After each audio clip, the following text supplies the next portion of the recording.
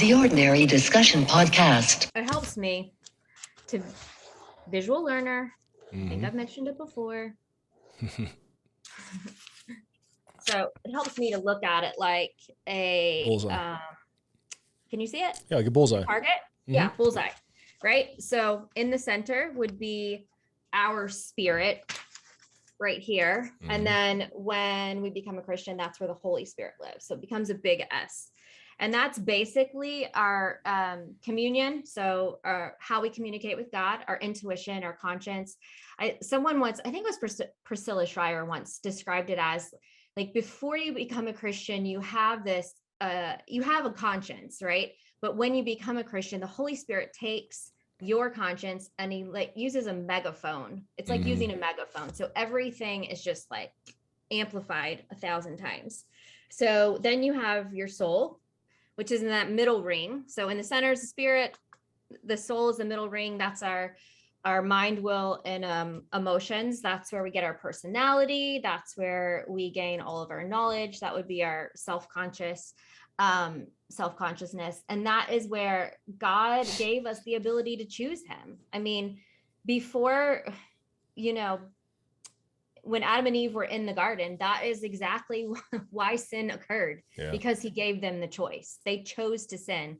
They chose to eat from the tree of knowledge and good and evil, and to choose to have more knowledge, because that's kind of how we're wired. That's how we were built, is to crave more knowledge so that we can be a little puffed up.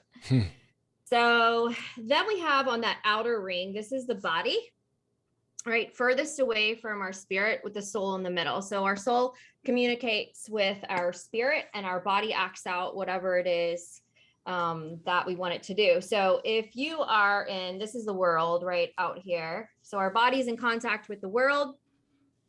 And so the more we're in the world, the more that we are kind of doing the things of the world, the more our soul is going to tell our body to do the things that we don't want it to do. So if our soul is in contact with our spirit, and we are building that relationship with God, and we are in the word, and we are praying, and we are fasting, and we are meditating, then our soul is going to be affected by that, and then which will in turn affect our body, and we'll make great decisions.